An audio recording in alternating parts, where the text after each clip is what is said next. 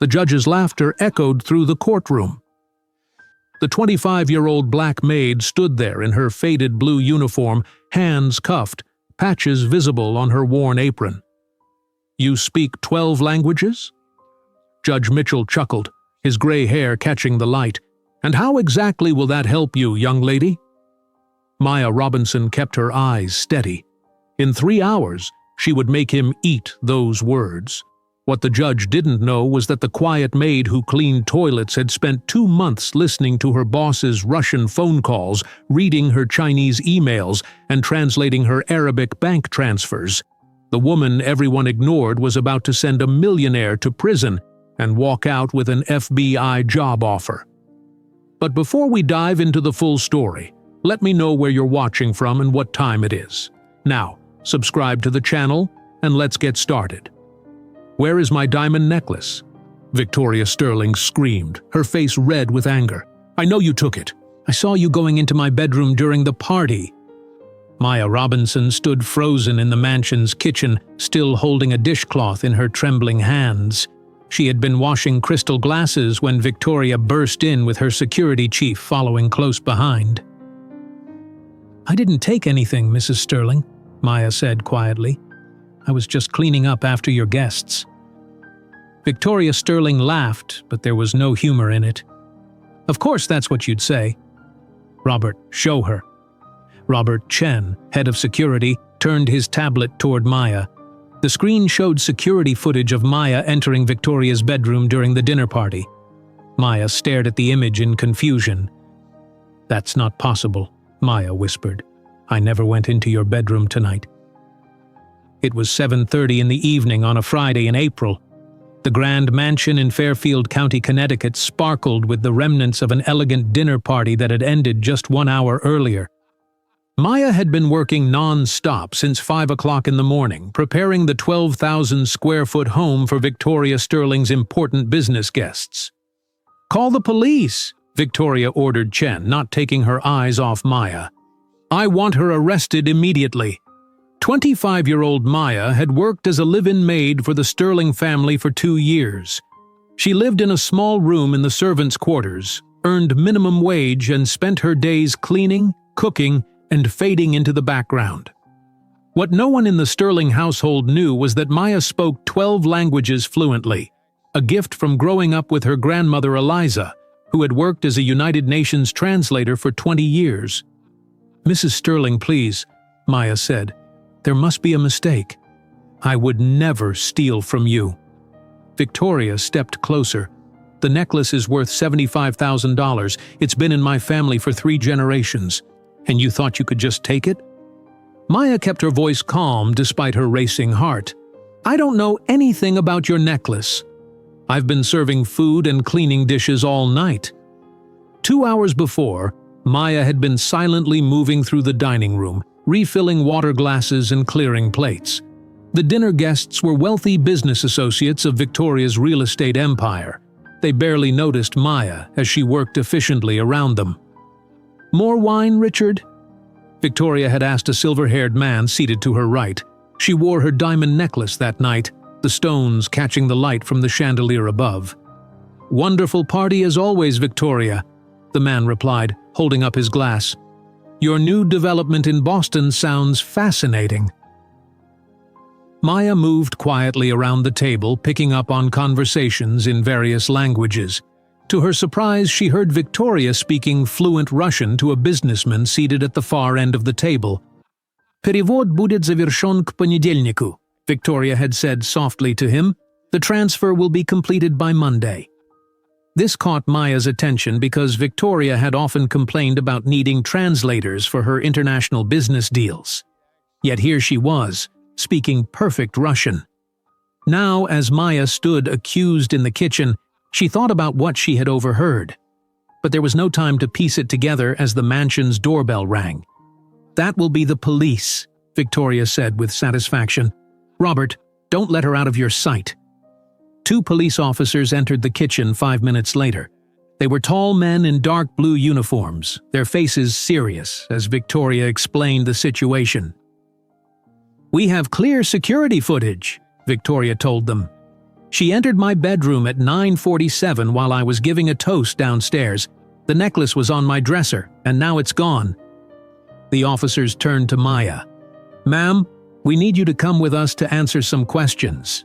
"I didn't take anything," Maya repeated. "I've worked here for 2 years without any problems." "She's had access to my jewelry before," Victoria continued. "I noticed her paying special attention to my necklace last week when she was cleaning." This was another lie. Maya had never shown any interest in Victoria's possessions. "Do you have the necklace on you, ma'am?" one officer asked Maya. "No," Maya answered. "You can search me if you want." The officer nodded to his partner, who stepped forward with latex gloves. They searched Maya's uniform pockets and found nothing. "We'll need to search your room as well," the first officer said. 20 minutes later, after tearing apart Maya's small living quarters, the officers returned empty-handed.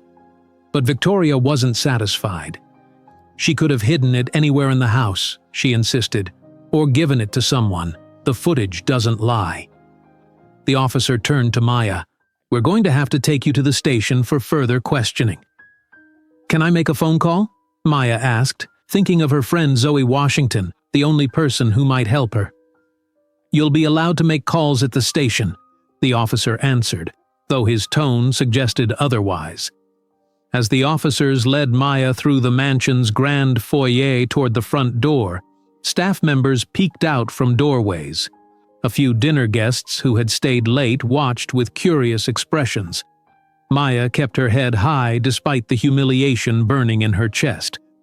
Victoria stood at the doorway, arms crossed, watching as the officers guided Maya toward the police car. "I trusted you in my home," Victoria said loudly enough for everyone to hear. "This is how you repay kindness." Maya said nothing as they placed her in the back of the police car. Through the window, she saw Robert Chen standing behind Victoria, his face unreadable as he watched her being taken away. At the police station, Maya sat alone in a small interrogation room for 3 hours. The walls were pale green, the table metal, and a large mirror covered one wall, obviously a two-way mirror. Despite asking twice, she had not been allowed to make any phone calls. "Ms. Robinson," a detective finally said as he entered the room with a folder. "I'm Detective Williams. Do you understand why you're here?" "I've been accused of stealing Mrs. Sterling's necklace, but I didn't take it," Maya replied. "We have you on video entering her bedroom during the exact time the necklace went missing," he said, opening the folder to reveal printed images from the security footage. Maya leaned forward to look at the photos. It was definitely her in the images, but she had no memory of entering Victoria's bedroom during the party. "That's not possible," she said. "I never went upstairs during the party." "The footage says otherwise," Detective Williams replied. "Mrs. Sterling will be pressing charges for grand larceny. The value of the necklace makes this a felony offense." Maya's heart sank. "I need to call someone. I'm allowed one phone call, right?" "You'll be assigned a public defender in the morning," Detective Williams said, standing up. "For now, you'll be processed and held overnight." As Maya was fingerprinted and photographed, the reality of her situation became clear. She had been set up, but she didn't understand why. Victoria Sterling, with all her wealth and power, had targeted her specifically. In the cold holding cell, Maya sat on the metal bench and closed her eyes. She thought about the conversations she'd overheard at the dinner party. Victoria speaking Russian about transfers, the nervous glances between Victoria and Robert Chen when certain guests arrived, the private phone call Victoria had taken in her office speaking Mandarin about final arrangements. Maya had always kept her language abilities secret, believing that being underestimated had advantages. People spoke freely around the maid they assumed couldn't understand them. But now, as she faced serious criminal charges, Maya realized her hidden talent might be her only way out. As dawn broke outside the small window of her cell, Maya made a decision. If no one else would speak for her, she would use her own voice, all 12 versions of it, to fight back against Victoria Sterling. The woman who had treated her as invisible was about to discover just how much Maya had seen and heard in that mansion. A guard approached her cell. "Robinson, you're being transferred to the county courthouse for arraignment in 1 hour." Maya nodded, her mind already working through what she would say to the judge. No one expected the maid to defend herself, but that was exactly what she planned to do. The guard led Maya through a long hallway in the Westchester County Courthouse. Her wrists hurt from the handcuffs that were too tight. It had been 3 days since her arrest at the Sterling Mansion. 3 days of sitting alone in a cell, thinking about the security footage that supposedly showed her stealing a necklace she never touched. The courtroom was filled with people. Reporters sat in the back rows with notebooks ready. Maya spotted Victoria Sterling sitting in the front row, wearing an expensive cream-colored suit. Next to Victoria sat a tall man in a dark blue suit who Maya guessed was her lawyer. "Sit here," the guard said, pointing to a wooden chair at a table on the right side of the courtroom. A tired-looking man with messy gray hair approached Maya. "I'm Thomas Reed, your court-appointed legal advisor," he said quietly. "We don't have much time, so listen carefully. The evidence against you is strong. They have video of you entering Mrs. Sterling's bedroom when the necklace went missing." "But I didn't," Maya started to say. Reed held up his hand. "Save it. I've been doing this for 20 years. The best option is to take a plea deal. They're offering 7 years, but I might get it down to 5. 5 years? Maya whispered. "For something I didn't do?" "Look, I've seen the footage. It's you, clear as day," Reed said, checking his watch. "Judge Mitchell will be here any minute. He doesn't like to waste time, and he especially doesn't like household staff stealing from employers. Just plead guilty and I'll do the talking." Before Maya could respond, a door opened at the front of the courtroom and a court officer called out, "All rise." The Honorable Judge Harrison Mitchell presiding. Everyone stood as a stern-looking man with white hair walked to the bench.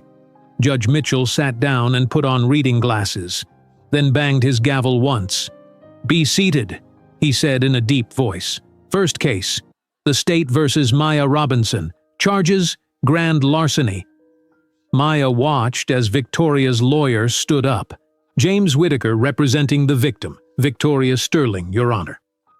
Thomas Reed stood up next to Maya. "Thomas Reed, court-appointed counsel for the defendant."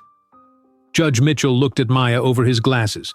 "Ms. Robinson, you are charged with grand larceny of a diamond necklace valued at $75,000. How do you plead?" Reed nudged Maya to stand. She slowly got to her feet, her heart beating fast. This was the moment she had been thinking about for 3 days. Instead of looking at Reed, she looked directly at Judge Mitchell. "Your Honor, I wish to represent myself," Maya said clearly. The courtroom filled with whispers. Judge Mitchell banged his gavel again. "Silence," he ordered, then looked back at Maya with raised eyebrows. "Ms. Robinson, that would be extremely unwise. Mr. Reed is an experienced attorney who—" "I understand, Your Honor," Maya interrupted politely. "But it is my right to defend myself, and I choose to do so." Reed grabbed Maya's arm. "What are you doing?" he whispered harshly. "This is a terrible idea." From the corner of her eye, Maya could see Victoria smirking and whispering something to Whitaker. They both looked amused, as if watching a child trying to do an adult's job. Judge Mitchell frowned. "Mr. Reed, please share your thoughts on your client's request." Reed stood up again. "Your Honor, I strongly advise against this. Ms. Robinson has no legal training. The evidence in this case is complicated, and the evidence is a video that supposedly shows me taking something I didn't take," Maya said, standing up again. "I understand the stakes, Your Honor, and I still wish to represent myself." Judge Mitchell studied Maya for a long moment. "Very well. Mr. Reed will remain as standby counsel to assist you if needed. Now, how do you plead to the charge?" "Not guilty, Your Honor," Maya said firmly. "Bail is set at $50,000, Judge Mitchell said. "Next court date is 2 weeks from today for preliminary hearing." Maya spoke up again. "Your Honor, I request access to the evidence against me. particularly the complete security footage from the Sterling residence on the night in question. James Whitaker jumped to his feet. "Objection, Your Honor!" The defendant might tamper with evidence if given access. Maya remained calm. "Your Honor, under Brady v. Maryland, the prosecution must disclose all evidence that might help the defense. In Alvarez v. City of Brownsville, the court held that—" Judge Mitchell's eyes widened slightly, and Whitaker looked startled. Victoria Sterling sat up straighter in her seat, her smirk fading. "Ms. Robinson seems to have some legal knowledge after all," Judge Mitchell said. "Mr. Whitaker, the defendant is correct about her rights to discovery. However," he turned to Maya, "access will be limited and supervised. You'll be able to view the evidence but not possess copies." "Thank you, Your Honor," Maya said. After the arraignment ended, guards took Maya back to her cell. Thomas Reed followed, looking irritated. "Where did you learn to cite legal precedents?" he demanded. Maya shrugged. "I read a lot." Reed shook his head. "You got lucky today, but Judge Mitchell was just humoring you. The prosecution has video evidence of you entering the bedroom and leaving with something in your hand. 5 years is a good deal considering what you're facing." "I didn't take that necklace," Maya insisted. "The video must be fake or altered somehow." "Sure," Reed said sarcastically. "A wealthy businesswoman framed her maid for stealing jewelry. That makes perfect sense." He put a business card on the small desk in the cell. "Call me when you're ready to be serious. You get 1 phone call today. Use it wisely." After Reed left, a guard took Maya to a phone. She called the only person who might believe her, Zoe Washington, her friend who worked at the local community center library. "Maya, are you okay?" Zoe answered, sounding worried. "I saw the news about your arrest. I need your help," Maya said quietly, aware that the guard was listening. "I'm being framed. Could you look up some information for me?" "Of course," Zoe said. "What do you need?" Maya chose her words carefully. "Remember those books on international business we discussed? I need you to check if the author has any connection to the Sterling Foundation. Also, look for any news about Sterling properties dealing with companies in Russia, China, or Saudi Arabia." There was a pause as Zoe understood what Maya was really asking. "I'll start researching right away. How can I get information to you?" "Send it as legal documents to Thomas Reed, my court-appointed advisor," Maya said. "And Zoe? Thank you." Back in her cell, Maya sat on the narrow bed and thought about what she had heard at Victoria's dinner party. The Russian conversation about transfers, the nervous looks between Victoria and Robert Chen. There was something bigger happening, and Maya was sure her arrest was connected to it. The next morning, Maya was given limited access to the case files. She carefully studied the security footage screenshots, noticing something strange about the timestamp format on the bedroom camera compared to other cameras. She also saw that the report from Robert Chen stated the security system was tamper-proof, and that only he and Victoria had access codes. Reed visited again that afternoon with another plea offer. 4 years instead of 5, he said. "This is the best you'll get." Maya shook her head. "I need to see the complete security footage. Something isn't right about the timestamps." Reed sighed heavily. "Look, Maya, you're facing grand larceny charges. The necklace is worth $75,000. That's 5 years minimum if you're convicted at trial." "I understand the risk," Maya said, "but I won't plead guilty to something I didn't do." After Reed left, Maya continued studying the files, making notes on a small pad of paper the guard had given her. She needed evidence from outside the courthouse, but with her freedom restricted, she had to rely on Zoe to find it. That night, as Maya turned off her cell light, a guard approached with an envelope. "Legal documents for you," he said, passing it through the bars. Maya opened it after the guard left. Inside was a note from Zoe. "Found something interesting about Sterling Foundation donations. Also, 3 other housekeepers accused of theft in past 5 years. All cases dropped suddenly. Will keep digging." Maya's heart beat faster. This was a pattern, not an isolated incident.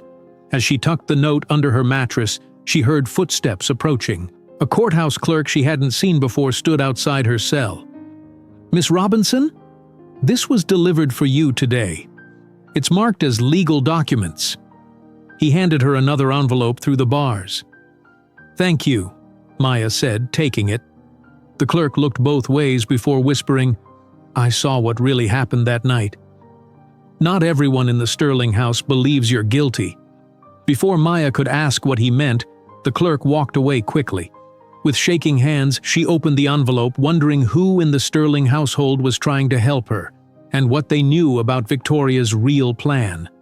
Maya's hands trembled as she opened the envelope. Inside was a handwritten note and a small memory card. "The security footage has been edited. I work in IT support for Sterling Properties and noticed the file timestamps don't match. Be careful who you trust. The memory card has the original logs." Maya quickly hid the card under her thin mattress as a guard walked by. This was exactly what she needed, proof that the footage had been manipulated. But without a computer, she couldn't access the files. The next morning, Maya woke up at 6 o'clock and began her new daily routine. She did 20 push-ups, 30 sit-ups, and stretched for 15 minutes in her small cell. Physical exercise helped her think clearly. She would need all her mental strength to fight Victoria Sterling. After breakfast, she was allowed to review the evidence files in a small room with a guard watching her. The security footage clearly showed someone who looked like Maya entering Victoria's bedroom at exactly 9:47 in the evening, when phone records showed Victoria was downstairs giving a toast. The footage showed the person leaving at 9:52, holding something small in her hand. Maya stared at the screen. "This is impossible," she said quietly. "I never went into that room." The guard, a woman named Lisa with short brown hair and tired eyes, looked over at her. "You know, I used to work security at private events before this job," she said. "Rich people think cameras catch everything, but that's not always true." Maya looked up, surprised by the friendly comment. "What do you mean?" Lisa glanced at the door to make sure no one was listening. "Security footage can be edited if you know how. I worked an event at Sterling Mansion last year. Their security guy, Chen, I think his name was, had fancy equipment. Very proud of his system." "Did he seem like someone who would do anything for money?" Maya asked carefully. Lisa shrugged. "Most people would, for the right price. I noticed something about your footage, though. The camera angles change slightly between frames. That's not normal." Maya leaned forward. "Can you show me?" Lisa pointed to the screen. "See here?" The view shifts about half an inch between these two frames, like it was spliced together from different times. "Thank you," Maya said, making a note on her paper. "That's very helpful." Later that day, Thomas Reed visited with more paperwork. 3 years, he said, sliding the plea agreement across the table. "I got them down from 4. This is the best deal you'll get, Maya. The prosecutor likes closed cases." Maya pushed the papers back. "I'm not taking a deal for something I didn't do." Reed sighed. The evidence has been manipulated," Maya interrupted. "The camera angles shift between frames." "It's been edited." Reed looked skeptical. "And who told you that? Your new friend, the guard?" "Someone who knows about security systems," Maya said vaguely. "Listen," Reed said, leaning closer. "Even if there are some technical issues with the footage, no judge is going to believe a maid over Victoria Sterling. She's one of the richest people in Connecticut." "Maybe not," Maya agreed. "But I still need to try." After Reed left, Maya requested her personal items from the night of her arrest. She especially wanted her small notebook where she wrote observations about the Sterling household. When the items arrived, she quickly flipped through the notebook and found the last 5 pages had been torn out, the pages where she had written notes about the dinner party. That evening, at dinner, Maya noticed the woman in the cell next to hers had extra paper. During the meal, she approached her. "Would you trade your paper for my dessert?" Maya asked.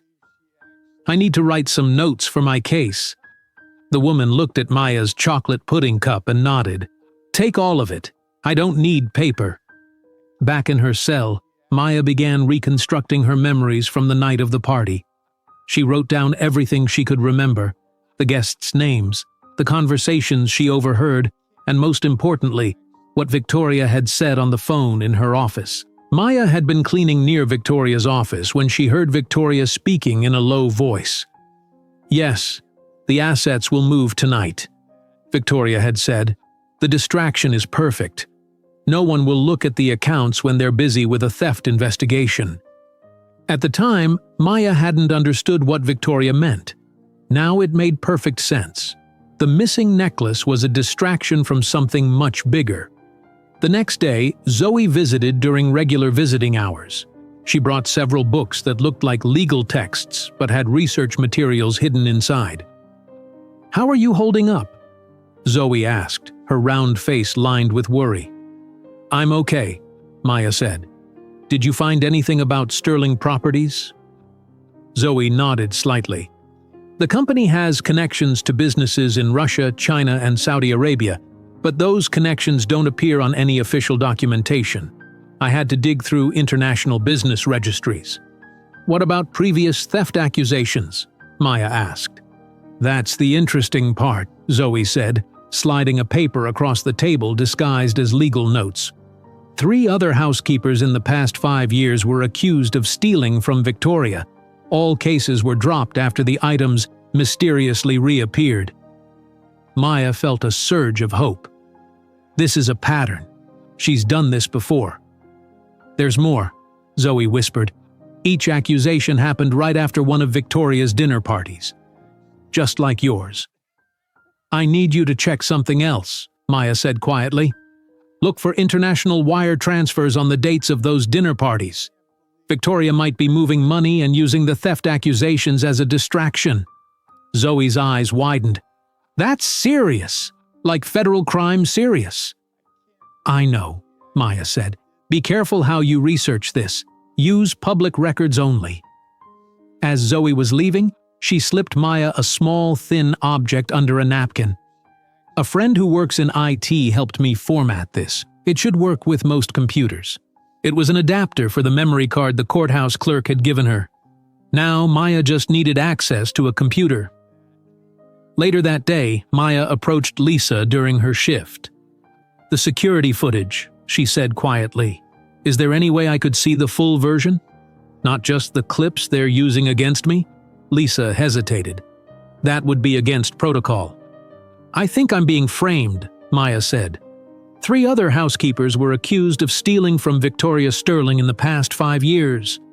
All cases were dropped after the items reappeared. This caught Lisa's attention. "That sounds suspicious," she admitted.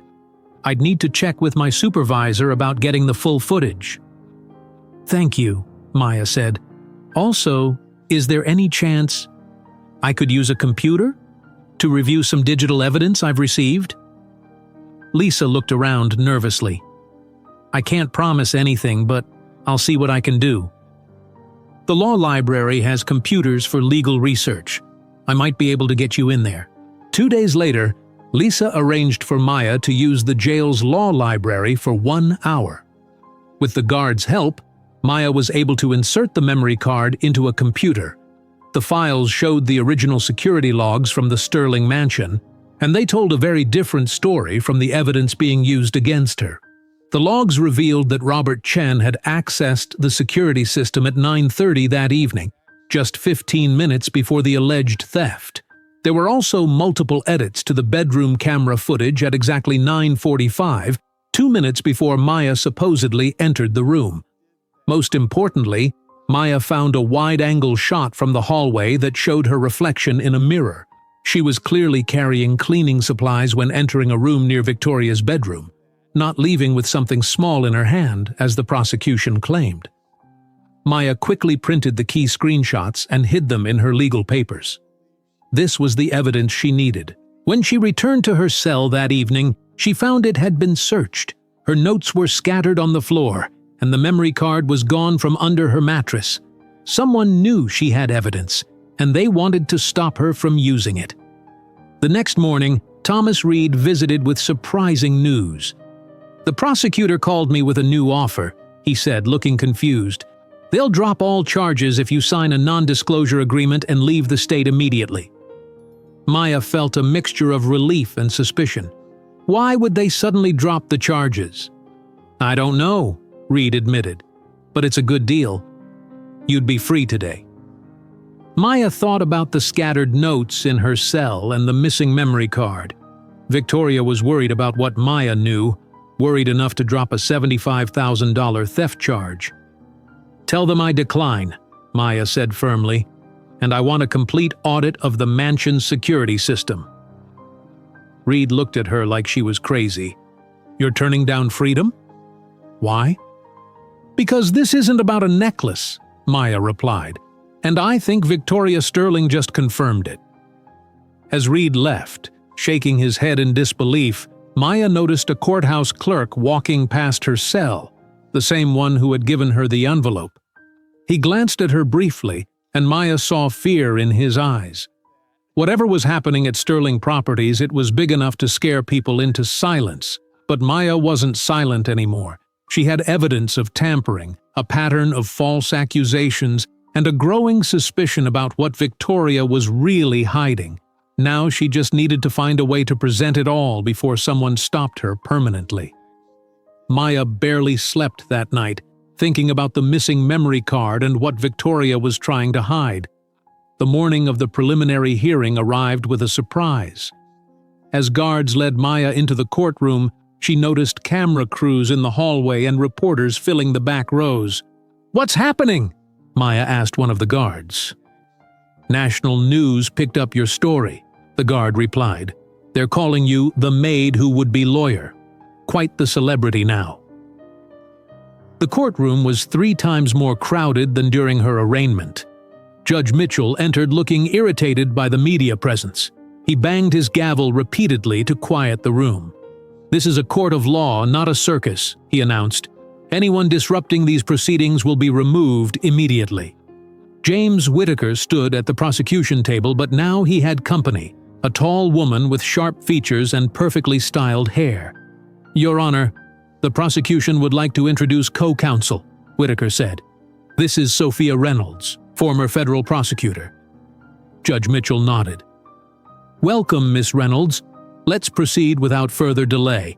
This is a preliminary hearing to determine if there is sufficient evidence to proceed to trial." Maya sat alone at the defense table. Thomas Reed had taken a seat behind her in the gallery, still officially her standby counsel but clearly distancing himself from her decision to refuse the deal. Whitaker approached the bench with theatrical confidence. "Your Honor, this is a straightforward case of employee theft. We have clear evidence that Ms. Robinson used her position of trust to steal a family heirloom worth $75,000. He turned to face the courtroom. "The prosecution calls Robert Chen, head of security for Sterling Properties." Chen walked to the witness stand. He wore an expensive suit and projected absolute confidence. After being sworn in, he sat with perfect posture as Whitaker questioned him. "Mr. Chen, please explain the security system at the Sterling residence," Whitaker said. "It's a state-of-the-art system with 24 cameras covering all entrances, hallways, and valuable areas," Chen explained. "The footage is recorded continuously and backed up every hour to secure servers." "And who has access to this system?" Whitaker asked. "Only myself and Mrs. Sterling have the security codes," Chen answered firmly. "Please tell the court what you observed on the night of April 20th, Whitaker continued. Chen looked directly at Maya as he spoke. At exactly 9:47 in the evening, the bedroom camera captured Ms. Robinson entering Mrs. Sterling's private bedroom. Mrs. Sterling was downstairs hosting a dinner party at that time. Phone records confirm she was making a toast to her guests. The footage shows Ms. Robinson leaving the room at 9:52, concealing a small object in her hand. Whitaker played the footage on a large screen. The image clearly showed someone who looked like Maya entering and leaving Victoria's bedroom. "Is this system tamper-proof?"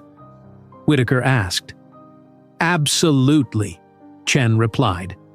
It would be impossible to alter the footage without leaving digital traces. When it was Maya's turn to cross-examine, she approached the witness stand calmly. Mr. Chen, I noticed the timestamp on the bedroom camera uses a different format than the hallway cameras. Can you explain why? Chen shifted slightly. It's just a system peculiarity. Different camera models sometimes display different formats. When were these cameras installed? Maya asked. The main system was installed 3 years ago, Chen said. Some cameras were upgraded 6 months ago. Including the bedroom camera? Yes. So the bedroom camera is newer than the hallway cameras, yet it displays time in an older format? Chen frowned. As I said, it's just a system peculiarity. Maya changed direction. Mr. Chen, where were you at 9:30 on the night of April 20th? I was monitoring the security office as usual during events, he answered quickly. The entire time? You never left? I stepped out briefly to check on the catering staff. Did you enter the security control room at 9:30 that evening? Chen hesitated. I don't recall the exact time of my movements. Maya wanted to present the missing screenshot showing Chen entering the security room, but it had disappeared with the memory card. She had to move on. No further questions, she said, returning to her seat. Victoria Sterling took the stand next, dressed in an elegant gray suit that made her look both professional and sympathetic. She dabbed at her eyes with a tissue as she described the necklace's sentimental value. It belonged to my grandmother, Victoria said. It's been in our family for 3 generations. Had you noticed any unusual behavior from Miss Robinson before the theft? Whitaker asked. Victoria nodded. In the weeks before, I caught her looking at my jewelry collection several times when she thought I wasn't watching. She seemed particularly interested in the diamond necklace. This was a complete lie, but Maya kept her face neutral. When her turn came to cross-examine, Maya approached Victoria carefully. Mrs. Sterling, you have properties in several countries, correct? Objection! Whitaker stood. Irrelevant to the theft charge. I'm establishing the witness's business activities as context, Maya countered. Judge Mitchell frowned. I'll allow a limited line of questioning. Proceed carefully, Miss Robinson. Maya turned back to Victoria. You conduct business internationally, correct? Yes, Sterling Properties has developments in several countries. Victoria answered coolly. And do you speak any foreign languages to facilitate these business dealings? Victoria stiffened slightly. No, I use translators. Really? No Russian? No Mandarin? Objection!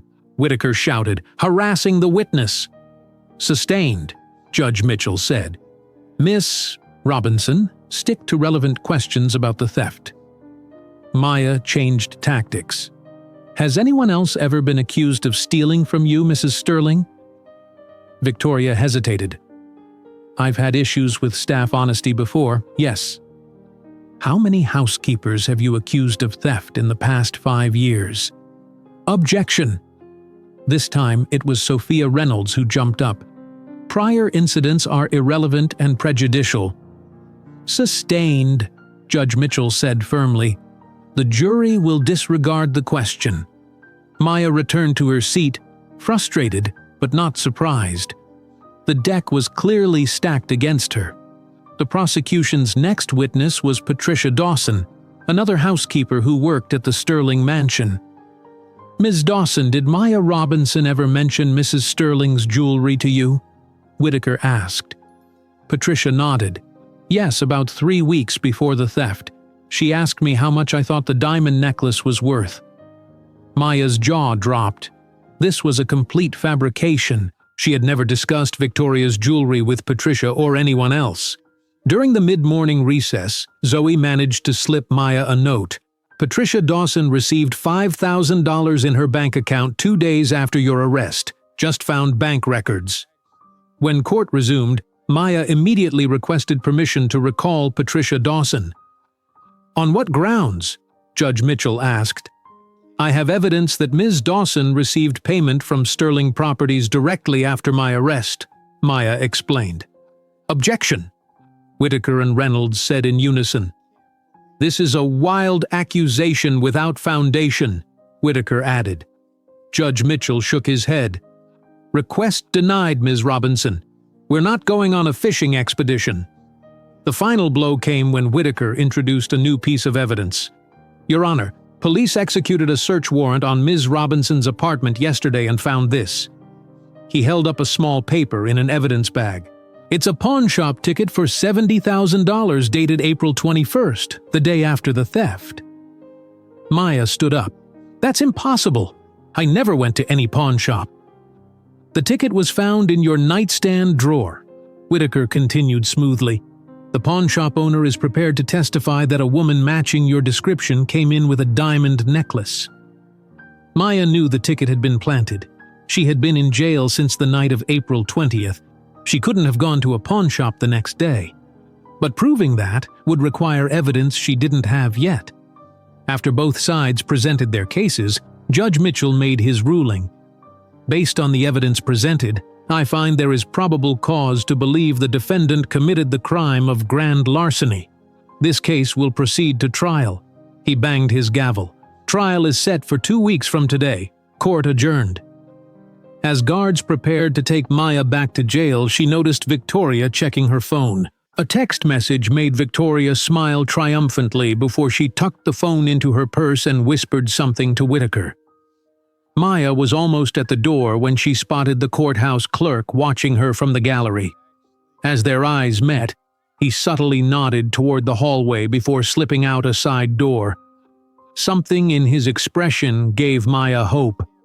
The memory card might be gone, but perhaps her mysterious ally had found something else, something that could finally expose Victoria's real game. Maya was led back to her cell after the hearing, her mind racing. The courthouse clerk's subtle nod gave her hope, but she had no way to contact him directly.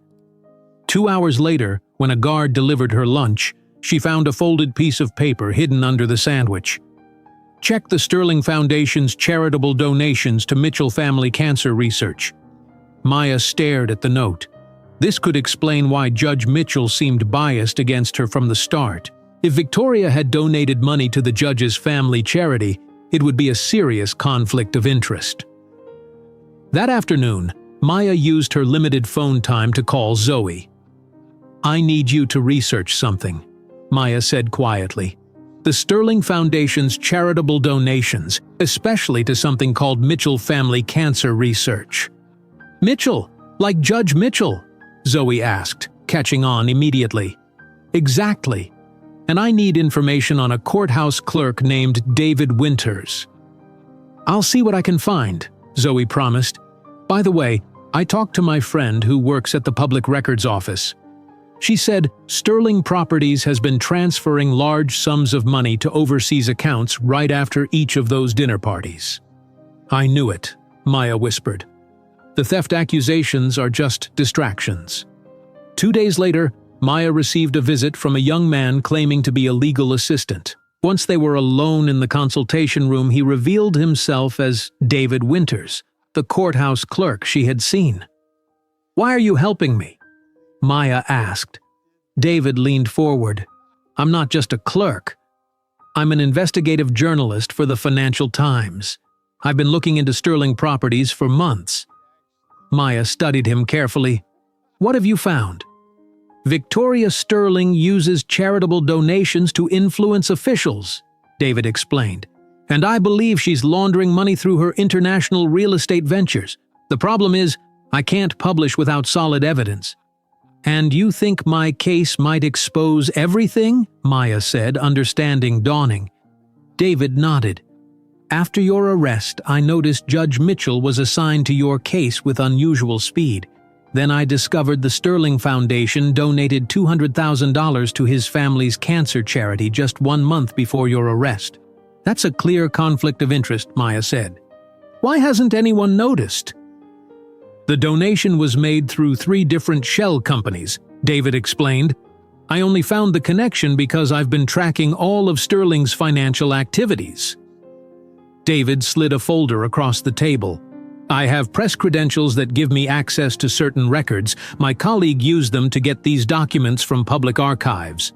Inside were translated documents showing large international wire transfers from Sterling Properties accounts on the exact dates of Victoria's dinner parties over the past 3 years.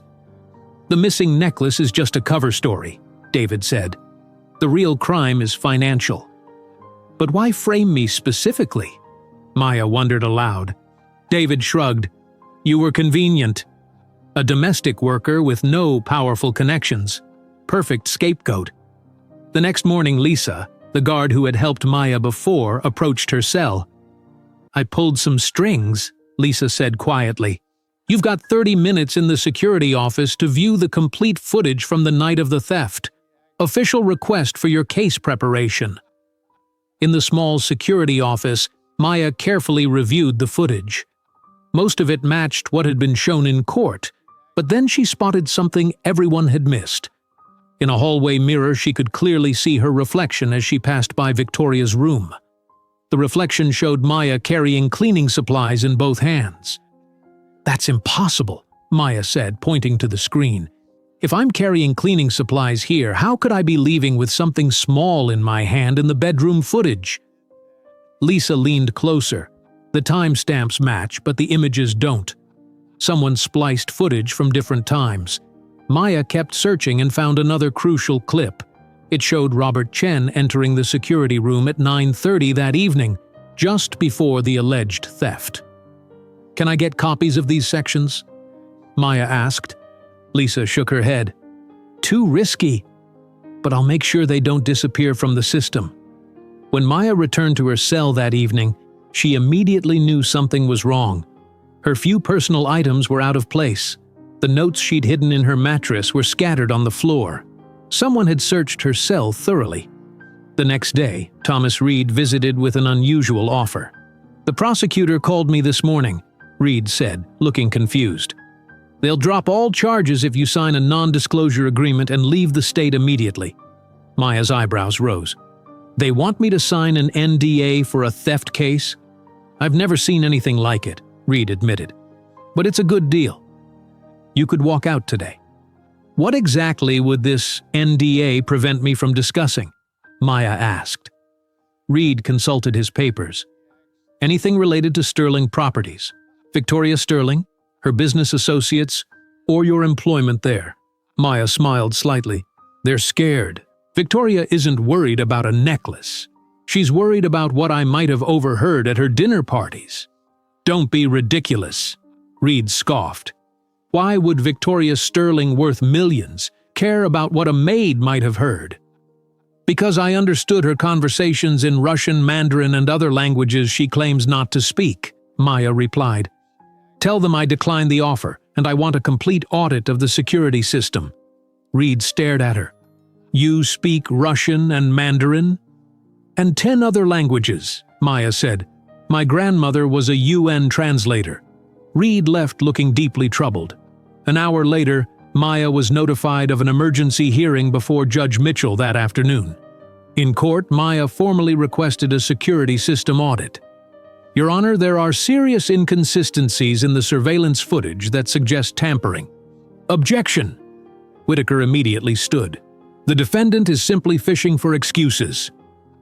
Judge Mitchell seemed unusually tense. Ms. Robinson, do you have specific evidence of tampering? Yes, Your Honor. The reflection in the hallway mirror shows me carrying cleaning supplies at the exact time I'm supposedly stealing the necklace. It's physically impossible for both to be true. Judge Mitchell shifted uncomfortably. Without expert testimony, these claims are speculative at best. Then I request an independent expert to examine the footage, Maya countered. The Sterling Foundation has been very generous to many local institutions, Maya added, watching the judge carefully, including the Mitchell Family Cancer Research. Judge Mitchell's face paled visibly. Several reporters in the gallery began writing furiously. Request denied, he said quickly. This hearing is adjourned. As Maya was led out, she noticed several reporters watching Judge Mitchell with new interest. Her mention of the foundation had hit a nerve. That evening, Maya received another visitor, a woman she didn't recognize who identified herself as a public defender consulting on the case. Once they were alone, the woman revealed herself as Caroline Foster, an assistant district attorney. "I'm not officially here," Foster said quietly, "but your request for Victoria Sterling's phone records caught my attention." Why those specific dates and times? Maya decided to take a chance, because they match large international wire transfers from Sterling properties to accounts in Russia, China, and Saudi Arabia. Foster's eyes widened. That's a serious accusation. Victoria Sterling is using theft accusations to create distractions while she moves money, Maya explained. "I'm the fourth housekeeper she's falsely accused in 5 years. The pattern is clear." Foster studied Maya thoughtfully. "I have political ambitions. Exposing corruption in a high-profile case would certainly help my career."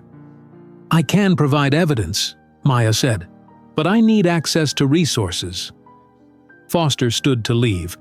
"I'll review your request for phone records personally. That's all I can promise for now." After Foster left, Maya used her evening phone privilege to call a number David had provided. After 2 rings, a man with a slight accent answered. "Hello? Is this Michael Jenkins?" Maya asked, using the code name David had given her. "Speaking. Who's calling?" "My name is Maya Robinson. David Winters suggested I contact you." There was a long pause.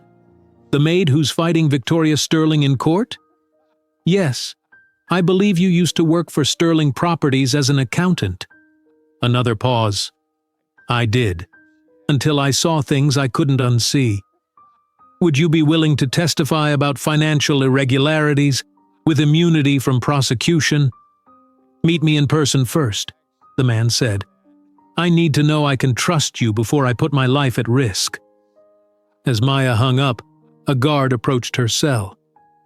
"Robinson, pack your things," he said.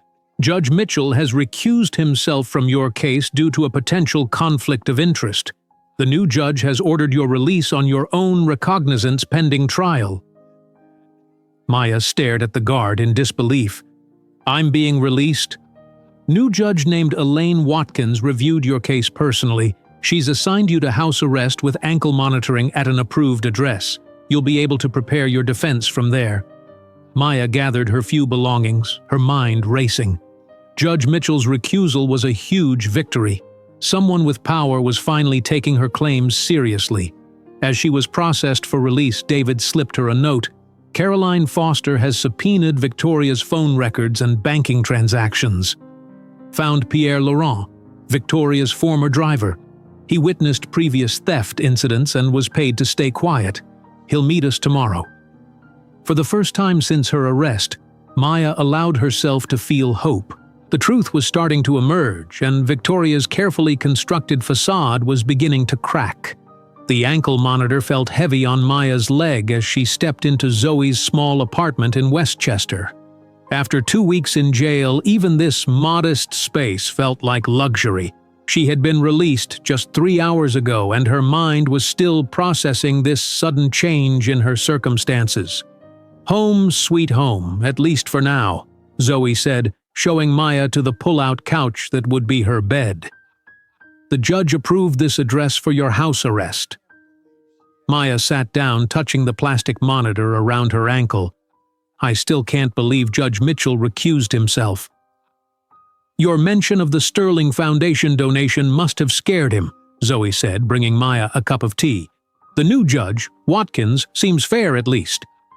David arrived 20 minutes later carrying several folders and his laptop. "We don't have much time," he said urgently. "Victoria's lawyers are trying to get your trial date moved up again." "Why?" Maya asked. "They're panicking," David explained. "Caroline Foster's subpoenas are starting to uncover things. Victoria wants this case over before more evidence comes to light." Maya spread the documents across Zoe's dining table, creating a timeline of events. "I think I understand the pattern now," she said. "Victoria accuses staff of theft during her dinner parties to distract from money movements." "Exactly," David nodded. "The necklace probably isn't even missing." She likely hid it herself. A knock at the door made them all freeze. Zoe peeked through the peephole, then relaxed. It's Pierre Laurent. The man who entered was in his 50s with salt and pepper hair and tired eyes. He glanced nervously at the ankle monitor on Maya's leg. "Mr. Laurent," Maya said, extending her hand. "Thank you for coming." Pierre shook her hand firmly. "Call me Pierre. I worked as Victoria's driver for 8 years until last March." "Why did you leave?" David asked. Pierre sat down heavily. "I knew too much. Victoria offered me money to stay quiet, but I couldn't be part of it anymore." "Part of what exactly?" Maya prompted. "The setups," Pierre said. 3 times I saw her hide jewelry or artwork, then accuse staff of stealing. The first time I believed her. By the third, I knew it was a pattern. "Did you ever understand why?" Zoe asked. Pierre nodded. "At first I thought it was insurance fraud, but then I overheard a phone call. Victoria was speaking to someone about moving the assets while everyone was distracted by the theft investigation." Maya leaned forward. "Do you have any proof?" Pierre pulled out his phone. "I saved text messages. Victoria isn't as careful with her drivers as she should be." He scrolled through his phone and showed them the screen. "This was sent 3 days before your arrest." The text from Victoria to Pierre read, "Need you to drive me to Westport Bank Thursday before the dinner. Setting up the new girl this time. Keep the car ready after the party in case things get complicated." "This is exactly what we need," Maya said, feeling a surge of hope. Just then, Maya's phone rang. It was Thomas Reed. "Maya, the prosecution has a new offer," Reed said without preamble. "No jail time if you plead guilty and sign documents admitting to a gambling addiction." "Gambling addiction?" Maya repeated, confused. "I've never gambled in my life." "They've created a whole story," Reed explained. "That you stole the necklace to pay gambling debts. It explains the pawn shop ticket they planted." "I'm not signing anything false," Maya said firmly. "Think about it," Reed urged. "No jail time. This case goes away." After hanging up, Maya explained the offer to the others. "They're desperate," David said. "They're trying to create a narrative that explains why a maid would steal such an expensive item." Their planning session was interrupted by another call. This time it was Caroline Foster. "Ms. Robinson," Foster said, her voice formal but excited, "I wanted you to know that Judge Watkins has approved our request to seize the complete security records from Sterling Properties." "That's fantastic," Maya replied. "There's more," Foster continued. "Robert Chen missed his scheduled interview with federal investigators yesterday. He's disappeared." After ending the call, Maya turned to the others. "Chen is running. That confirms he was involved in tampering with the security footage." Pierre looked troubled. "If Chen is running, Victoria must be destroying evidence too." "We need to move faster," David agreed. The next morning brought news that confirmed their fears.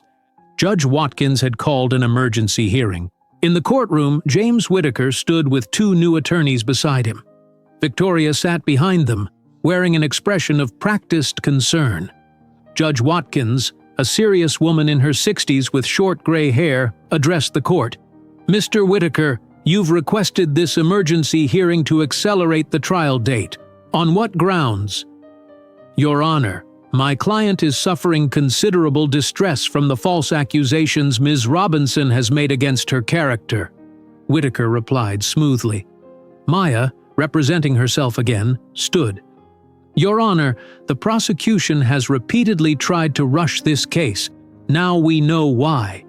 Victoria Sterling is destroying evidence as we speak." "That's an outrageous claim," Whitaker protested. "Robert Chen, the head of security who testified about the allegedly tamper-proof system, has disappeared," Maya continued. "And Mrs. Sterling has made emergency trips to 3 of her properties since my release." Judge Watkins looked sharply at Victoria. "Is this true, Mrs. Sterling?" Victoria leaned forward to whisper to her lawyers. Whitaker turned back to the judge. "My client has business interests that require her attention, Your Honor." "I'm denying the request to accelerate the trial date," Judge Watkins said firmly. "In fact, I'm extending the discovery period by 1 week to allow both sides adequate preparation." After the hearing, Maya met with Caroline Foster in a small conference room at the courthouse. "We found something interesting in the security footage backups," Foster said, opening her laptop. "Watch this." The screen showed footage from previous incidents where staff had been accused of theft. In each case, Victoria entered her bedroom minutes before reporting items missing. "She's hiding the items herself," Maya said. "Exactly," Foster agreed. "And look at this." She played another clip showing Robert Chen systematically editing security videos after each incident. "The question is why?" Foster continued. "What's the purpose of these fake theft claims?" "To create distractions," Maya explained. "David found evidence of wire transfers to offshore accounts within hours of each dinner party, totaling millions over 3 years. Foster looked stunned. "This is bigger than I thought. Money laundering on this scale would be a federal case." "The missing necklace was cover for Victoria's largest transfer yet," Maya explained. $12 million to accounts in Russia, China, and Saudi Arabia. "We need to proceed carefully," Foster warned. "Victoria Sterling has powerful friends." That evening, back at Zoe's apartment, Maya practiced her opening statement for trial while Zoe helped her select appropriate courtroom attire, a modest but professional navy suit that transformed her appearance. "You look like a lawyer now, not a maid," Zoe said approvingly. "That's the point," Maya replied. "I need the jury to see me as a professional, not a servant." David arrived with troubling news. Victoria's defense team has added 2 more attorneys and prepared character witnesses to testify about your unreliability. "Let them try," Maya said confidently. Later that night, as Maya reviewed her case notes, she received a text from an unknown number. "Victoria knows about your languages. Chen told her everything. Be careful tomorrow. She's desperate and dangerous people are involved." Maya showed the message to David. "We need insurance," she said. "This case has grown beyond my personal vindication. It's about exposing systematic corruption." "What do you have in mind?" David asked. "I'll record everything I've discovered," Maya said. "We'll make copies for you, Zoe, and your editor at the Financial Times. If anything happens to me before I can present my case, the story still gets out." As they prepared multiple packages of evidence, Maya realized how much the case had changed. What began as a simple theft accusation had revealed a complex web of financial crimes, corruption, and exploitation. "Tomorrow we meet with Pierre again to prepare his testimony," David said, gathering his things to leave. "And Caroline Foster mentioned that the federal agents want to interview you about the international transfers." Maya nodded, looking at the evidence spread across the table. Victoria had chosen her as a scapegoat because she seemed powerless, a maid with no connections. It was the biggest mistake Victoria Sterling had ever made. As Maya organized her documents for the next day, her phone buzzed with an email notification. Caroline Foster had sent her a single line. "Security footage from Sterling properties dating back 3 years has been seized under a new warrant. And you won't believe what we found in the backup files." Maya stared at her phone screen, reading Caroline Foster's email over and over. What could possibly be in those backup files? She forwarded the message to David, who called her immediately. "I just spoke with my contact at the FBI," David said, his voice excited. "The backup files show Victoria entering her bedroom before every reported theft over the past 3 years. She was hiding the items herself." "I knew it," Maya said. "But why would she keep those files? Why not destroy the evidence?" "She kept them on a secure server as insurance," David explained. "If anyone ever betrayed her, she could prove they were involved too. But she never expected the FBI to find them." The week before Maya's trial was a whirlwind of activity. Her case had transformed from a simple theft defense to an exposé of Victoria Sterling's criminal enterprise. The ankle monitor on her leg was a constant reminder that she wasn't completely free, but working from Zoe's apartment was far better than jail. Maya's small team grew when Caroline Foster assigned junior prosecutor Alex Thompson to assist her. Alex arrived at Zoe's apartment the next morning carrying boxes of evidence. "I'm not officially helping you," Alex said with a smile. "I'm just sharing evidence from our expanding investigation into Sterling properties." "How much trouble is Victoria in?" Zoe asked. Alex placed the boxes on the table. "Let's just say the theft case is now the smallest of her problems. The FBI is investigating money laundering, tax evasion, and corruption." They spent hours reviewing the security footage. The backup files revealed a clear pattern. During each dinner party where thefts occurred, Victoria entered her bedroom minutes before reporting items missing. She was hiding the items herself, Maya said, watching the footage, then blaming staff to create a distraction. Other clips showed Robert Chen systematically editing security videos after each incident, removing the footage of Victoria entering the rooms. Meanwhile, David's financial investigation uncovered wire transfers to offshore accounts within hours of each dinner party, totaling millions over 3 years. The missing necklace had served as perfect cover for Victoria's largest transfer yet, $12 million to accounts in Russia, China, and Saudi Arabia. "The pattern is clear," David said, showing Maya the bank records. "Victoria hosts a dinner party with international business partners. She accuses staff of theft to create a commotion. While everyone is focused on the theft, she transfers millions through her company." Maya prepared meticulously for trial, organizing evidence chronologically and practicing her opening statement. Despite offers of professional legal assistance from Foster, Maya decided to continue representing herself. "No one else can do what you can do," Alex agreed. "Your language skills are going to be crucial." Zoe helped Maya select appropriate courtroom attire, a modest but professional navy suit. When Maya tried it on, she barely recognized herself in the mirror. "You look completely different," Zoe said approvingly. "That's the point," Maya replied. "I want the jury to see me as I really am, not as Victoria portrayed me." Pierre Laurent arrived the next day with additional evidence. Photographs of Victoria meeting with Judge Mitchell at a private club 2 weeks before Maya's arrest. "She always met with officials before setting people up," Pierre explained. "Judges, police captains, whoever might handle the case." "This explains why Mitchell was assigned to my case so quickly," Maya said, examining the photos. Alex brought troubling news that afternoon.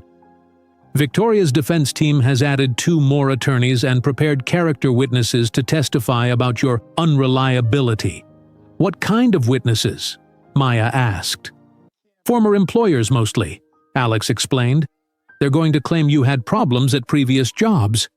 "But I didn't," Maya protested. "I've always been a good employee." "These people were paid to lie," Alex said grimly.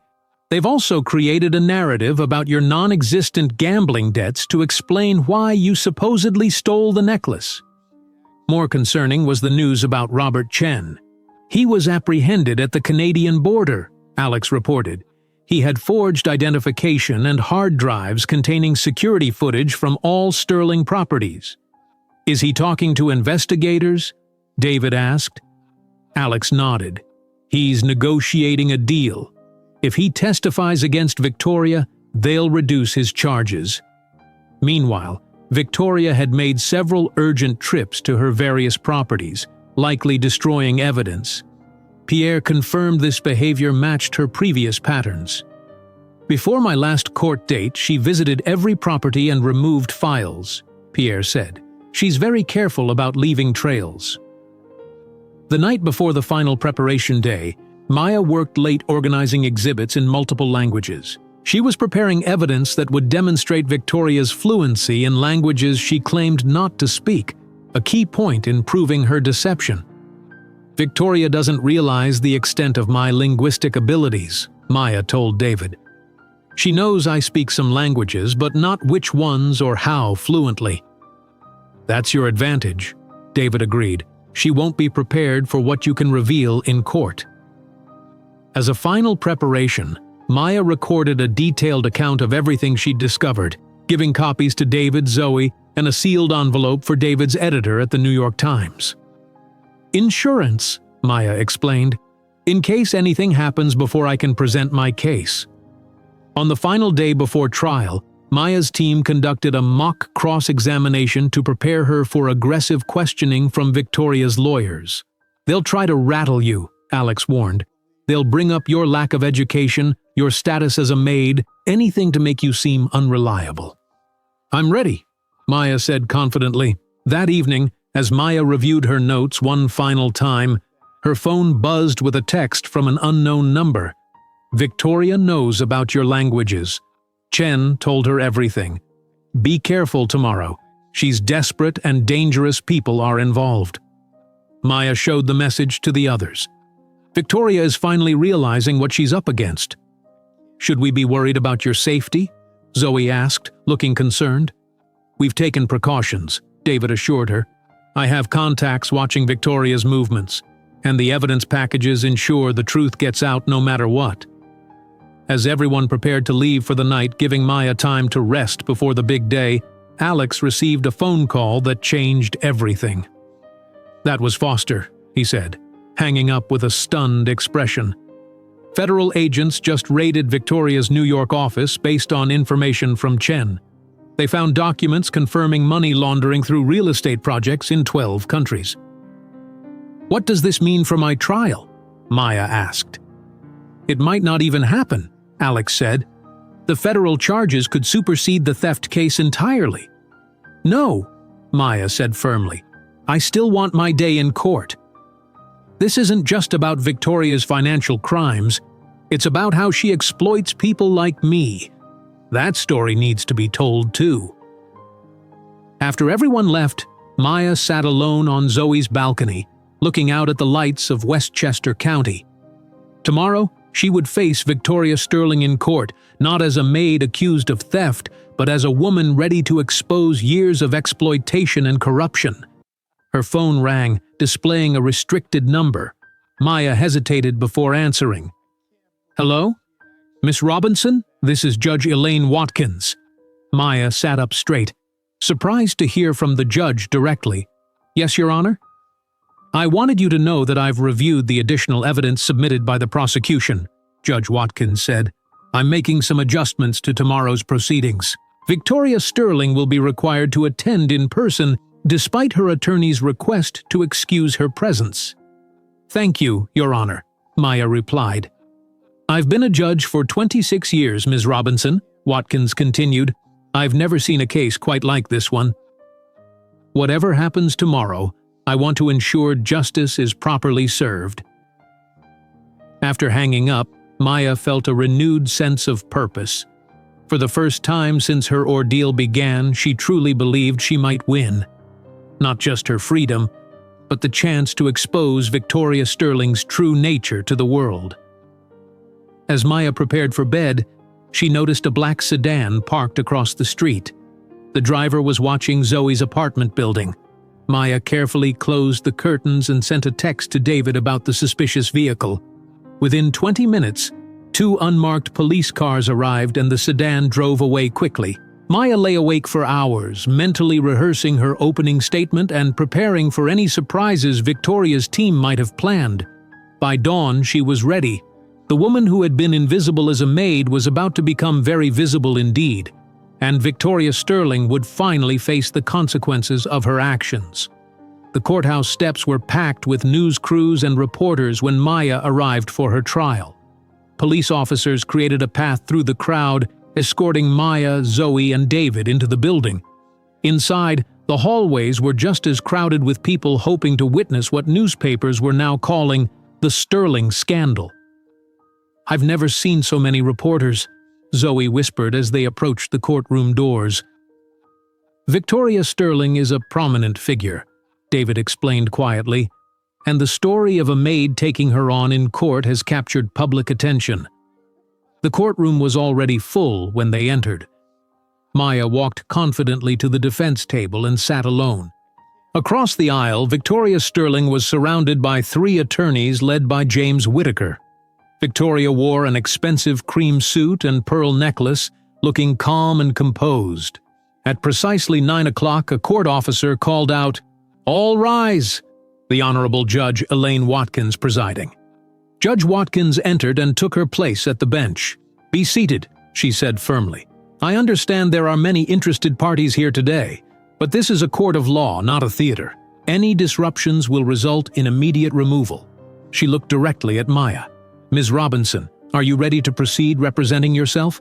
"Yes, Your Honor," Maya replied. "Mr. Whitaker, is the prosecution ready?" Whitaker stood. "Yes, Your Honor." Judge Watkins nodded. "You may make your opening statements." Prosecution first. Whitaker approached the jury box with theatrical confidence. "Ladies and gentlemen of the jury, this case is simple. Maya Robinson worked as a maid in Victoria Sterling's home. She abused that position of trust to steal a family heirloom worth $75,000. The evidence is clear. Security footage shows her entering Mrs. Sterling's bedroom during a dinner party and leaving with the necklace. He gestured toward Maya. The defendant's decision to represent herself is simply another performance. Don't be fooled by her act. The facts and evidence prove her guilt beyond reasonable doubt. When Whitaker finished, Judge Watkins turned to Maya. "Ms. Robinson, your opening statement." Maya stood and moved to face the jury. Gone was the timid maid in a uniform. Today she wore a professional navy suit, her hair neatly styled, looking every bit as polished as the lawyers across the aisle. "Ladies and gentlemen," Maya began in a clear, confident voice, "this case is not about a stolen necklace. It is about a pattern of exploitation and financial crimes hidden behind false accusations." Maya paused, then continued. "The evidence will show that Victoria Sterling has falsely accused housekeepers of theft 4 times in 5 years, always during dinner parties with international business associates, always when large sums of money were being transferred to offshore accounts."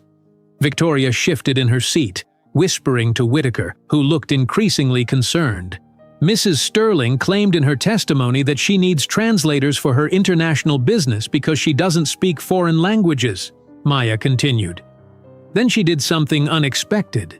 She spoke several sentences in fluent Russian, then switched to Mandarin Chinese. «Я понимаю все, что вы говорили на ваших деловых встречах», Maya said clearly.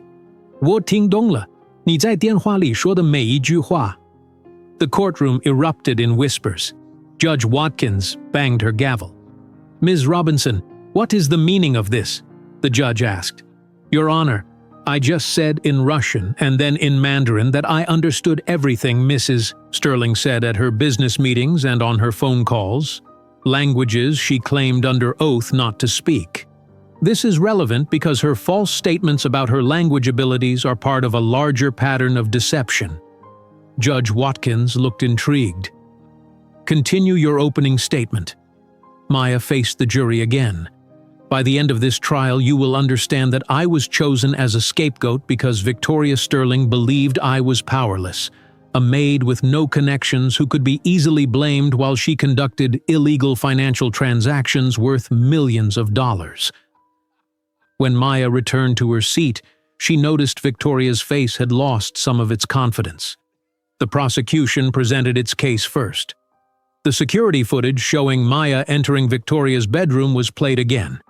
Patricia Dawson testified that Maya had asked about the necklace's value weeks before the theft.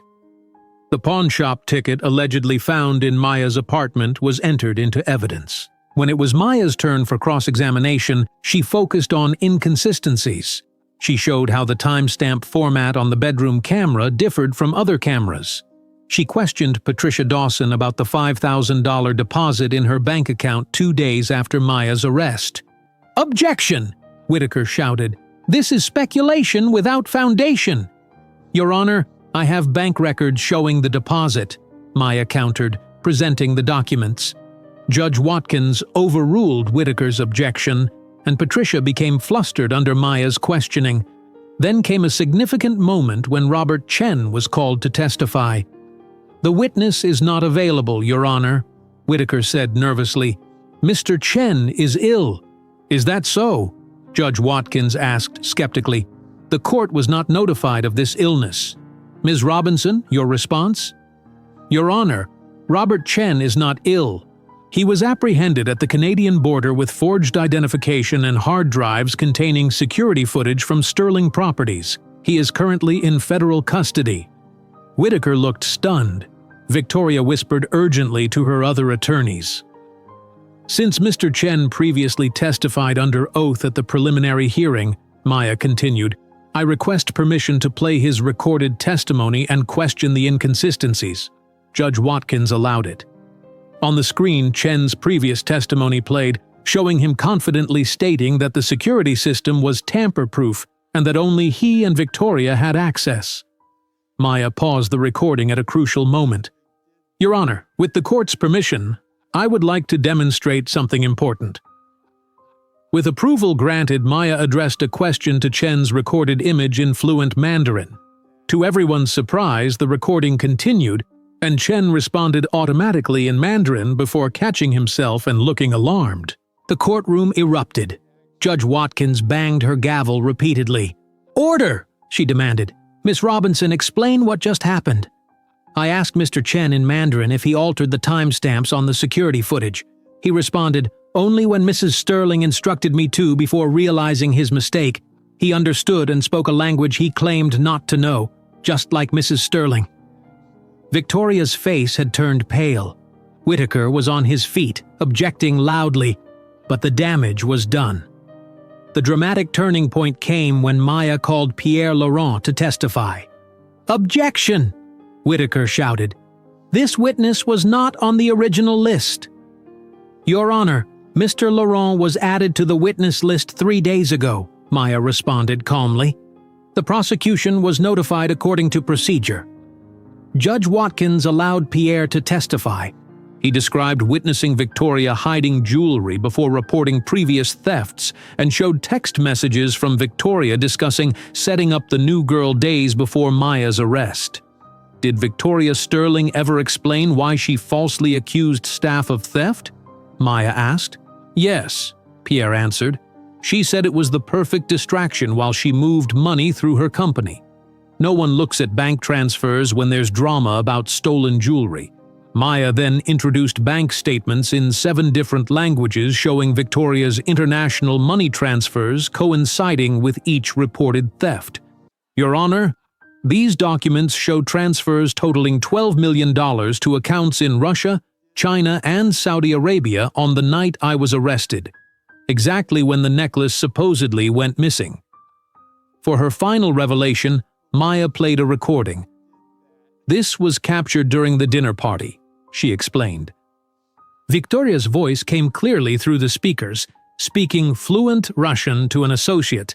«Используй горничную как идеального козла отпущения. Никто не поверит ей вместо меня. Use the maid as a perfect scapegoat. No one will believe her over me». Victoria jumped to her feet. «Это незаконная запись!» she shouted in Russian. «You can't use that recording, it's inadmissible!» The courtroom fell silent as Victoria realized her mistake. She had just responded in perfect Russian, a language she had claimed under oath not to speak. Judge Watkins called for order as the doors at the back of the courtroom opened. Several people in suits entered and stood along the walls. Caroline Foster rose from her seat in the gallery.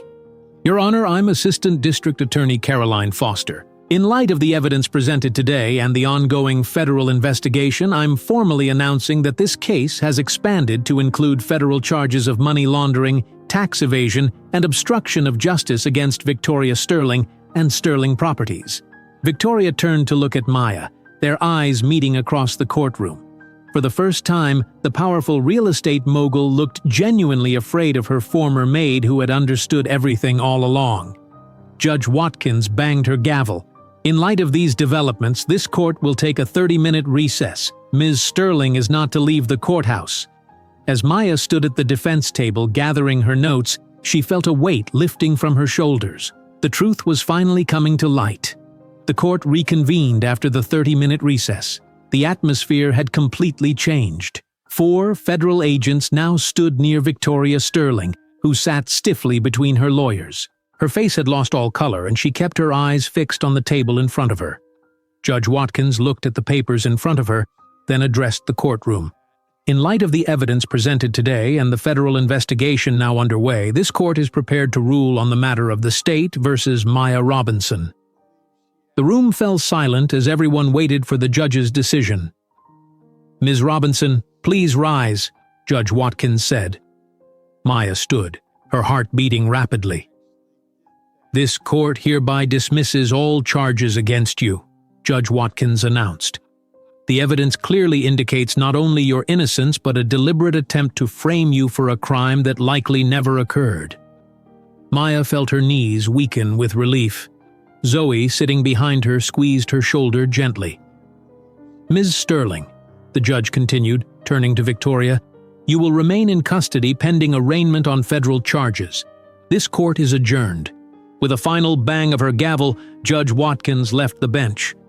The courtroom erupted in voices as reporters rushed toward the doors to file their stories. 2 federal agents approached Victoria. "Victoria Sterling, you are under arrest for money laundering, tax evasion, and obstruction of justice," one agent said formally. "You have the right to remain silent."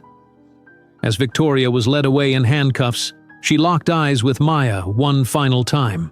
The hatred in her gaze was mixed with something else now.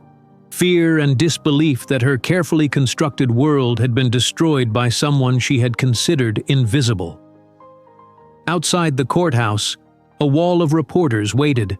Cameras flashed and microphones were thrust forward as Maya emerged with Zoe and David beside her. "Miss Robinson! How does it feel to be exonerated?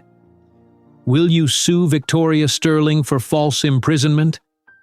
Did you know about the money laundering operation while working there?" Maya paused on the steps, taking a deep breath before speaking. "I just wanted the truth to be heard," she said simply. "That's all I have to say right now." With that brief statement, Zoe helped Maya navigate through the crowd to a waiting car where Alex Thompson was holding the door open. "Nicely done," Alex said as they pulled away from the courthouse. "Short and dignified, perfect for the evening news." Back at Zoe's apartment, Maya's ankle monitor was removed by an officer who offered a rare apology. "Sorry about all this, ma'am. System doesn't always get it right." Maya turned on the television to find her case was the top story on every channel. Helicopter footage showed federal agents raiding Sterling Properties offices in New York, Boston, and Miami. Boxes of documents were being carried out while employees stood watching in shock. "Breaking news," an announcer said gravely. "Federal authorities have denied bail for real estate mogul Victoria Sterling, citing her as an extreme flight risk after her private jet was found fueled and ready at Teterboro Airport, with a flight plan filed for Switzerland, which has no extradition treaty with the United States." David arrived an hour later with champagne. "The Financial Times just published my full investigation," he said, showing them his tablet. The headline read, "Sterling Scandal: How a Multilingual Maid Exposed a $1 million Money Laundering Operation."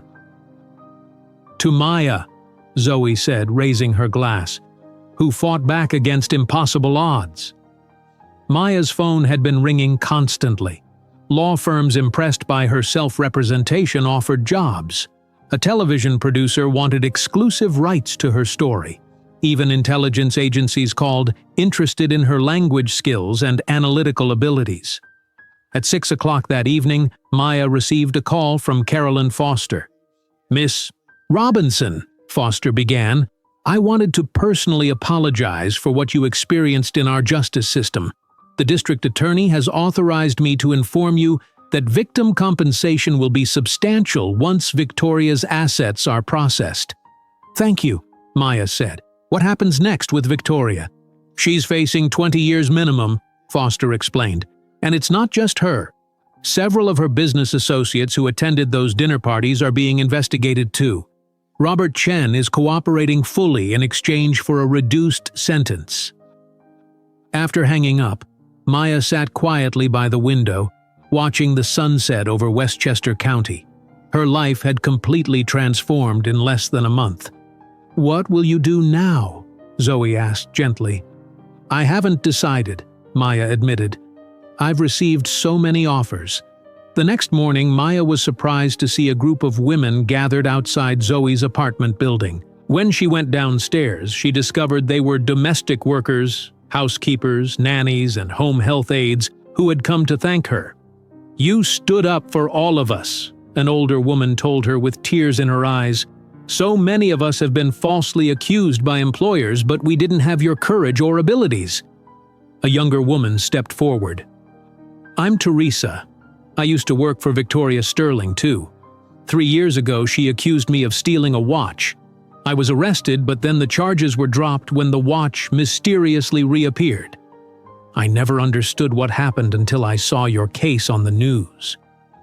More stories emerged as the women spoke. Maya listened to each one, feeling a growing sense of purpose. That afternoon, Pierre Laurent called with news. "I've started organizing a fund for domestic workers who have been falsely accused by employers," he told Maya. "Would you consider being our spokesperson?" "I'd be honored," Maya replied. Over the next few days, the full impact of what became known as the Sterling collapse continued to unfold. The Sterling mansion was seized by federal authorities. Staff were interviewed as potential witnesses, many confirming Victoria's pattern of abusive behavior. The media frenzy became overwhelming, and Maya decided to retreat to a friend's lake house in upstate New York. She needed time to process everything that had happened. On her third day at the lake house, a special delivery arrived, a letter from her grandmother's former UN colleague. "Dear Maya," the letter began, "I was moved beyond words to see how you use the linguistic gifts your grandmother helped nurture. Eliza would have been so proud of you. When you're ready, I'd like to offer you a position at the International Workers' Rights Organization. Your experience and abilities would be invaluable in our efforts to protect vulnerable employees worldwide." As Maya sat on the dock that evening watching the sunset reflect on the calm water, her phone rang. The screen showed a restricted number. "Hello? Miss Robinson, this is Judge Elaine Watkins." Maya sat up straight, surprised. "Yes, Your Honor?" "I hope I'm not intruding on your recovery time," Judge Watkins said, her voice warmer than it had been in court. "I've been thinking about your case and the issues it raised about our legal system." "What issues specifically?" Maya asked. "Bias against self-represented defendants, prejudice based on occupation, the way wealthy defendants can influence proceedings." Judge Watkins paused. "I'm establishing a judicial reform committee focused on addressing these problems, and I can't think of anyone better qualified to help us than you." "Me?" Maya asked, surprised. "I'm not a lawyer." "No, but you've experienced these failures firsthand, and you found a way to overcome them," the judge replied. "Your perspective would be invaluable. Would you consider it?" As the sun dipped below the horizon, Maya thought about her grandmother who had taught her that languages were tools for understanding and for justice. "Yes," Maya said finally, "I would be honored to help." When she hung up, Maya felt a sense of clarity she hadn't experienced since before her arrest. Victoria Sterling had chosen her as a scapegoat because she seemed powerless. That mistake had not only brought Victoria down but had opened a door to a new purpose for Maya, one that would help others who had no voice in the system. The necklace that had supposedly been stolen had never been found, because it had never been missing. But Maya had found something much more valuable: her true calling. 6 months passed since Maya stood on the dock at the lake house and accepted Judge Watkins' invitation. The seasons changed from spring to summer and then to fall. The leaves outside Columbia Law School's windows were bright red and orange as Maya stepped to the podium in the packed lecture hall. Maya looked different now. She wore a tailored charcoal suit, her hair styled in a professional bob. There was a confidence in her posture that hadn't existed when she wore a maid's uniform at the Sterling mansion. "Justice speaks in many languages," Maya began, looking out at the 200 law students who had come to hear her speak. "Sometimes it speaks in courtroom procedures and legal precedents. Sometimes it speaks in evidence and exhibits. And sometimes, as in my case, it speaks in Russian, Mandarin, and 10 other languages that helped expose the truth." The students laughed appreciatively. Maya's case was now required reading in their criminal justice courses. "6 months ago, I stood in a courtroom fighting for my freedom," Maya continued. "Today, I want to share what I learned about our justice system, both its flaws and its potential." In the front row, Zoe Washington smiled encouragingly. Beside her sat David Winters, who had won a prestigious journalism award for his coverage of what was now called the Sterling case. Maya explained how she had established the Multilingual Justice Foundation, which provided legal support and translation services for domestic workers and immigrants facing workplace abuse or false accusations. The foundation has already helped 37 workers who were falsely accused by employers, Maya told the students. Many of these cases follow the same pattern I experienced: wealthy employers taking advantage of language barriers and limited resources. After the lecture, a student approached Maya with a question: "What happened to Victoria Sterling?" "We haven't heard much lately."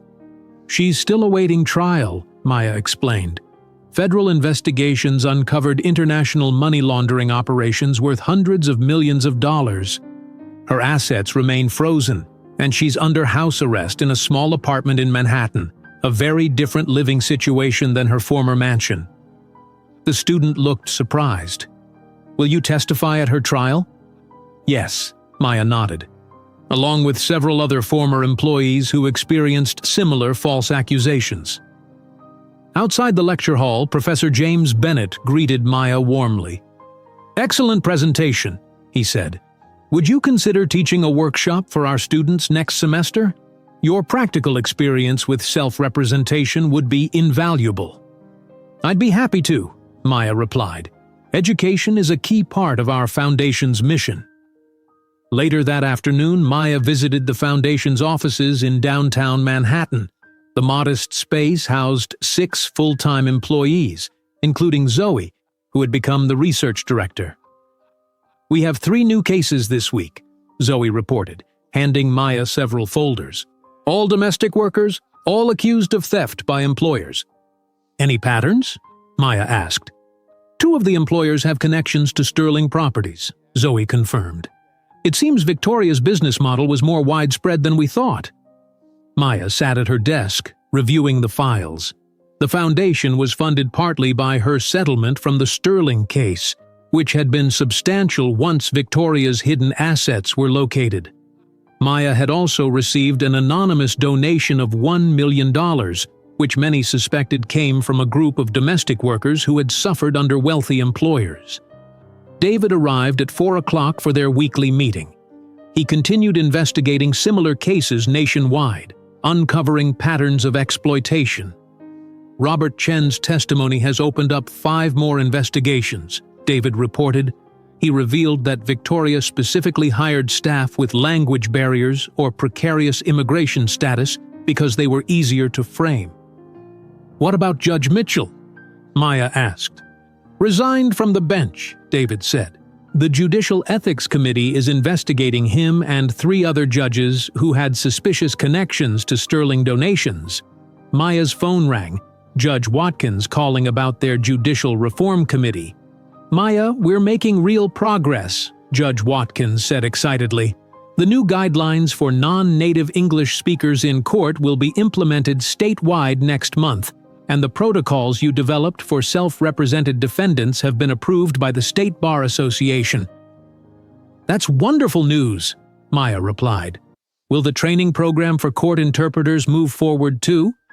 "Yes, with full funding," Judge Watkins confirmed. "Your experience has truly transformed how our courts approach language barriers." At 6 o'clock, Maya left the office for her weekly community workshop at the Bronx Community Center. 20 domestic workers sat in folding chairs, many still wearing their work uniforms, listening intently as Maya explained basic legal rights. "Your employer cannot take your passport," Maya told them in both English and Spanish.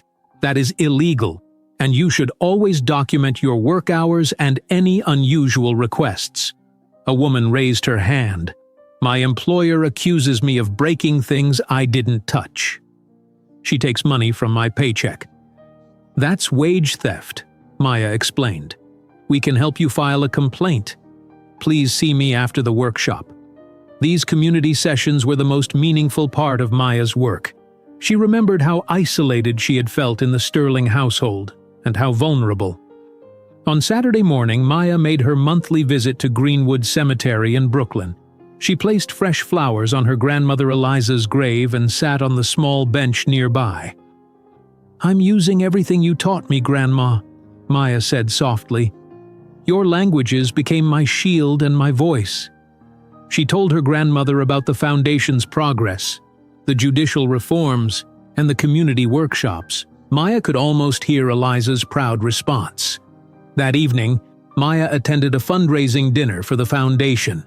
The ballroom of the Westchester Hotel was filled with supporters, including Judge Watkins, Caroline Foster, now running for district attorney, and many domestic workers whose cases the foundation had helped resolve. During dessert, Maya was surprised when Pierre Laurent approached her table with an elderly gentleman. "Maya, this is Harold Cunningham," Pierre said. "He was Victoria's father's driver many years ago." The older man shook Maya's hand. "I've been following your story," he said. "What you may not know is that Victoria's father did exactly what she did. False accusations, financial schemes, everything. She learned it from him." "Did anyone ever stand up to him?" Maya asked. "Not successfully," Harold sighed. "He was too powerful. That's why I wanted to meet you, to see the person who finally broke the cycle." The following Monday, Maya returned to Columbia Law School for a special seminar with advanced students interested in cases involving vulnerable workers. After her presentation, a student raised her hand. "Ms. Robinson, what would you say to others facing seemingly impossible odds against powerful adversaries?" The room fell silent as everyone waited for Maya's answer. She thought carefully before responding. "Remember that your perceived weaknesses, your background, your differences, the things others use to underestimate you, can become your greatest strengths," Maya said. "I was invisible until I chose to be seen. I was silent until I decided to speak, in all my languages." After the seminar, Maya walked across the Columbia campus with Professor Bennett. Students nodded respectfully as she passed. "Hard to believe you were in jail just 6 months ago," the professor commented. Maya smiled. The world can change quickly when truth comes to light. "And Victoria Sterling? Do you think she understands what she did wrong?" "No," Maya said honestly. "People like Victoria believe they're entitled to use others as tools. Even now, she probably believes she's the victim." That night, Maya received an unexpected email. It contained a job offer from the Department of Justice, seeking her expertise for a new task force on labor trafficking and exploitation. As she considered the offer, Maya thought about how much her life had changed. From cleaning Victoria Sterling's mansion to being recruited by the federal government. From being powerless to helping others find their power. The Sterling mansion where she had once worked was now empty, its contents seized, its owner awaiting trial. But Maya's life was fuller than ever, filled with purpose and meaning. She opened her laptop and began typing a response to the Department of Justice. The case that had nearly destroyed her life had instead revealed her true calling. Maya Robinson, once the invisible maid, was now helping to rebuild the justice system itself. One language, one case, one person at a time. If you enjoyed today's video, I'm sure you'll love the next one. Don't waste time. Just click on the screen.